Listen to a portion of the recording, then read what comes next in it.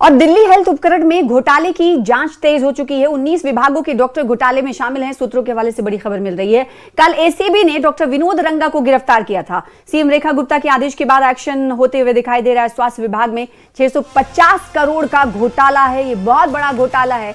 दिल्ली सरकार की central procurement agency में सामने आए कथित भ्रष्टाचार मामले में जांच का दायरा लगातार बढ़ता जा रहा है।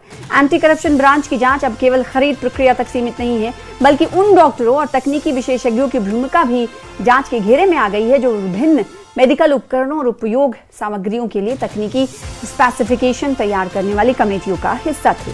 सूत्रों के अनुसार हेल्थ डिपार्टमेंट के लगभग 19 विभागों के डॉक्टर इस प्रक्रिया से जुड़े हुए थे। इनमें anaesthesia, biochemistry, pathology, gynaecology, radiology, gastroenterology, cardiology समेत कई प्रमुख विभाग शामिल हैं। इन विभागों के विशेषज्ञ डॉक्टरों पर आवश्यक उपकरणों, इक्विपमेंट्स और सामग्री की तकनीकी स्पेसिफिकेशन तैयार करने की जिम्मेदारी थी।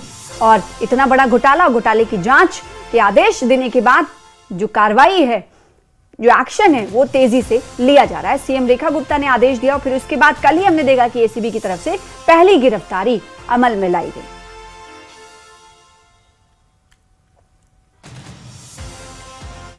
और दिल्ली की जेलों में बड़े प्रशासनिक फेरबदल की तैयारी की जा रही है। जी हां, इस कड़ी में एलजी को एक पत्र भेजा गया है, प्रस्ताव भेजा गया है। एलजी को इसमें 39 डॉक्टर्स यानी 39 डॉक्टरों के तबादले का प्रस्ताव भेजा गया है। पिछले कई सालों से एक ही जगह पर ये काम कर रहे थे डॉक्टर्स।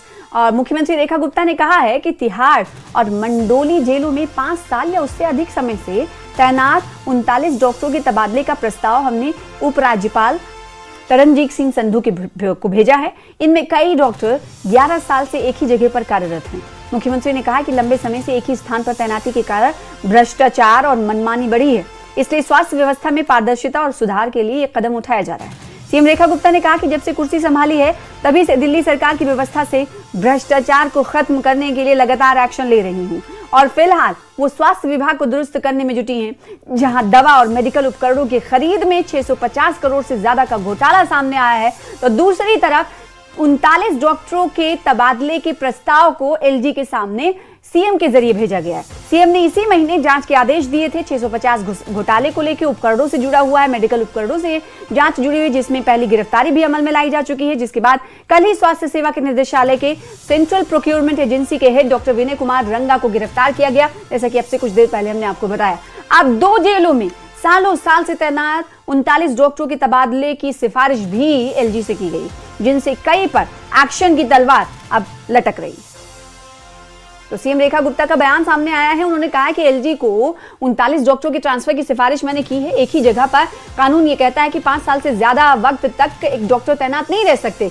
इसीलिए कई डॉक्टरों के हवाले से खबर है कि 11 साल से ज्यादा एक ही जगह पर वो तैनात हैं। एक ही जगह पर तैनाती रहने से सीएम रेखा गुप्ता ने कहा कि भ्रष्टाचार और मनमानी बढ़ी है, इसीलिए स्वास्थ्य विभाग में, हेल्थ मिनिस्ट्री में, हेल्थ महकमे में पारदर्शिता और सुधार जरूरी है। ट्रांसपेरेंसी और सुधार के लिए ट्रांसफर की सिफारिश मैंने एलजी से की।